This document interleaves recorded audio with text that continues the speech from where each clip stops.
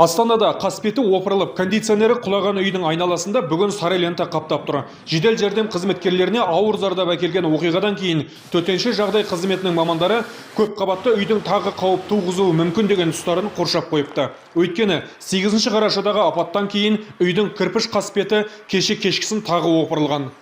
Мы все вышли на улицу. Бәріміз сыртқа шықтық. Төтенше жағдай 102 әркім білген жеріне хабарласып жатты. Тек дүрсілдеп құлаған дауысты ғана естідік. Сыртта жаңбыр астында тұрсақ, келген әкімдік өкілдері бізге жақындаудың орнына бізден қашып жүр.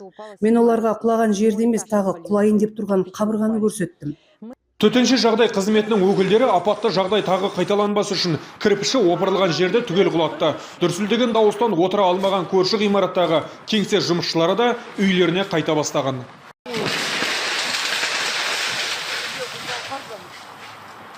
Қауіп осымен бітсе қанекей. 2005 жылы пайдалануға берілген үйдің құлағалы тұрған жері көп. Мысалы, мына терезенің тұсында кірпіштері көтеріліп кеткен. Ал мынау қисайған кондиционердің енді бір дауылға шыдай қоюы екіталай. Үйдің бұрыш-бұрышында кірпіштердің арасы ажырап кеткен жерлер жетерлік. Тұрғындар жиналып қол қойып әкімдікке хат жаздық. Үйді тексеріп саралап шығуға көмек көрсетуін сұрадық. Әсіресе қаптал бетін қаптап шықпаса, бала шағамен тұрып жатқандарға қыста суық болайын деп тұр. Айта кетейік, 2 күн бұрын болған оқиғада күндізгі сағат 10:30-да жедел жәрдемге шақырту түсіп, дереу 3 бригада аттанады. Жарақат алған жандарға көмек көрсетіп жатқанда үйдің қасбеті мен кондиционер тағы опырылып, 2 фельдшердің үстіне құлайды. Нәтижесінде барлығы 5 адам ауруханаға жеткізілген.